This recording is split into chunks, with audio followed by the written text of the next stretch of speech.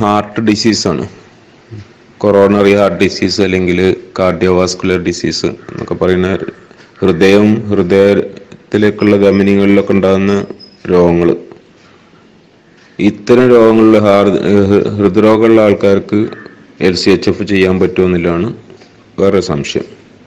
തീർച്ചയായിട്ടും, കാരണം ഹൃദ്രോഗം ഉണ്ടാകാനുള്ള യഥാർത്ഥ കാരണം ഇൻഫ്ലമേഷനാണ്. അത് ആൾറെഡി തെളിയിക്കപ്പെട്ട കാര്യമാണ്.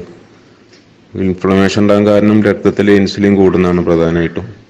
അതായത് ഗ്ലൂക്കോസ് ബ്ലഡിൽ കൂടും, ഇൻസുലിനും കൂടും. അതായത് ഹൈപ്പർ ഇൻസുലിനേമിയയും ഹൈപ്പർ ഗ്ലൈസീമിയയും കൂടി ചേർന്നിട്ടുള്ളൊരു അവസ്ഥയിലാണ് രക്തക്കൊഴലുകളിൽ ബ്ലോക്ക് ഉണ്ടാകുന്നതും അതെറോസ്ക്ലെറോസിസ് അല്ലെങ്കിൽ ഡിസെമിനേറ്റഡ് ആർട്ടീരിയൽ ഡിസീസ് ഇങ്ങനത്തെ അസുഖങ്ങളൊക്കെ വരുന്നത്. ഇതിൻ്റെ ഭാഗം തന്നെയാണ് കൊറോണറി ആർട്ടറിയിൽ ബ്ലോക്ക് വരുന്നത്.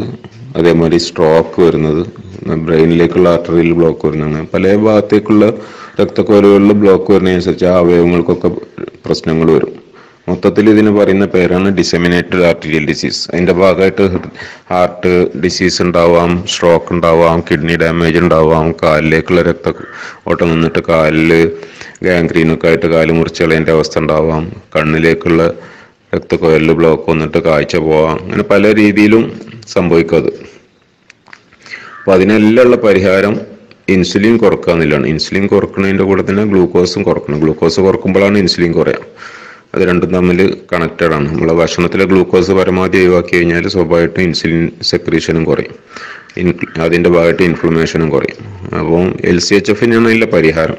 പക്ഷേ ആൾറെഡി ഹൃദ്രോഗം ഉണ്ടതിന് മരുന്നുകൾ കഴിക്കുന്ന ആൾക്കാരാണെങ്കിൽ ആ മരുന്നുകളൊന്നും പെട്ടെന്ന് അവസാനിപ്പിക്കരുത്. രോഗാവസ്ഥ പൂർണ്ണമായിട്ട് ഒഴിവായി എന്നുള്ളത് നിങ്ങൾക്കും നിങ്ങളെ ഡോക്ടർക്കൊക്കെ ബോധ്യമാകുന്ന ഒരവസ്ഥയിൽ മാത്രമേ അതിൻ്റെ മരുന്നുകൾ നിർത്താൻ പാടുള്ളൂ.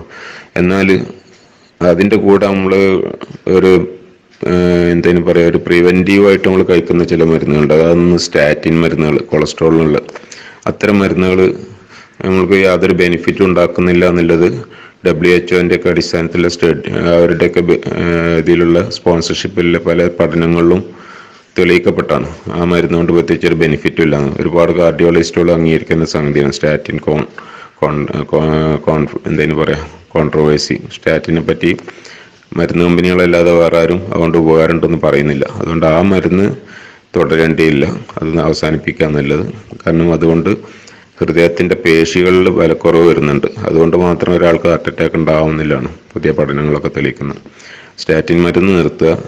അതേമാതിരി പിന്നെ മറ്റു മരുന്നുകളൊക്കെ ക്ലോപ്പിഡോപ്പിൽ, മറ്റേ ആസ്പിരിൻ എന്നൊക്കെ പറഞ്ഞിട്ട്, നിക്കാർഡിയ എന്നൊക്കെ പറഞ്ഞിട്ട് ഹാർട്ടിൻ്റെ മിടിപ്പും അതേപോലെ രക്തം കട്ടയാവാതിരിക്കാനുള്ള മരുന്നുകൾ, ഇതൊക്കെ തന്നെ തുടരണം. അങ്ങനത്തെ മരുന്നുകളൊന്നും പെട്ടെന്ന് നിർത്തരുത്. ഈ ഡയറ്റ് കൃത്യമായിട്ട് ചെയ്യാം. ക്രമേണ ബ്ലോക്കുകളൊക്കെ ഒഴിവായി നമ്മൾക്കൊരു മൊത്തത്തിലൊരു വെൽബീങ് ഫീൽ ചെയ്യുന്നൊരവസ്ഥ ഉണ്ടാകും. ട്രൈഗ്ലിസറൈഡും HDL ഒക്കെ നോർമലാകുന്ന അവസ്ഥ, ബ്ലഡൊക്കെ ചെക്ക് ചെയ്ത് നമ്മൾ ഹാർട്ട് ബീറ്റും അതേമാതിരി BPയും അങ്ങനത്തെ കാര്യങ്ങളൊക്കെ കറക്റ്റായിട്ട് മോണിറ്റർ ചെയ്ത് ഡോക്ടറുടെ അഡ്വൈസ് അനുസരിച്ച് മാത്രമേ മറ്റു മരുന്നുകൾ നിർത്താൻ പാടുള്ളൂ. അതുവരെയൊക്കെ പറയുന്നവരെ അതൊക്കെ കണ്ടിന്യൂ ചെയ്യണം. നിങ്ങൾ ബ്ലഡ് മാർക്കേഴ്സും ബാക്കിയുള്ള മാർക്കേഴ്സൊക്കെ തന്നെ കറക്റ്റ് ആകുന്നവരേക്ക്. എന്നാൽ ഇൻസുലിന് അതേമാതിരി സ്റ്റാറ്റിൻ മരുന്നുകൾ ഇത് രണ്ടും നിർത്താതെ നിങ്ങൾ ഡയറ്റ് ചെയ്യരുത്. അതും അപകടമാണ്. ഒരുപാട് കുറഞ്ഞു പോയൊരു കേടാണ്. കൊളസ്ട്രോൾ നമ്മളൊരു മിനിമം ലെവൽ, ഒരു എബോവ് 180 ഒക്കെ നമുക്ക് ശരീരത്തിന് ആവശ്യമാണ്. അത് കുറഞ്ഞു കഴിഞ്ഞാലാണ് പ്രശ്നം. അതേമാതിരി ഷുഗറും ഒരുപാട് കുറഞ്ഞാൽ പ്രശ്നമാണ്, 50 ഒക്കെ താഴെ പോയാൽ. അപ്പോൾ ഇൻസുലിന്, കൊളസ്ട്രോളിന് വയ്ക്കുന്ന സ്റ്റാറ്റിൻ മരുന്ന് ഇത് രണ്ടും നിർത്തിയിട്ട് ബാക്കി ഹൃദയ സംബന്ധമായ മരുന്നുകളൊക്കെ തുടർന്നുകൊണ്ട്, അതേമാതിരി BPയും ഉള്ള ആൾക്കാർ BPൻ്റെ മരുന്നും കഴിക്കണം. അതൊന്നും പെട്ടെന്ന് നിർത്തരുത്. BP ഒക്കെ വളരെ നോർമലാകുന്നതനുസരിച്ച് മരുന്ന് കുറച്ച് കൊണ്ടുവരാനേ പാടുള്ളൂ. ഈ രീതിയിൽ നമ്മൾ ആണ് ഹൃദ്രോഗമുള്ളവർ ഡയറ്റ് ചെയ്യേണ്ടത്. കുറച്ചും കൂടി കെയർഫുൾ ആയിരിക്കണം എന്നർത്ഥം.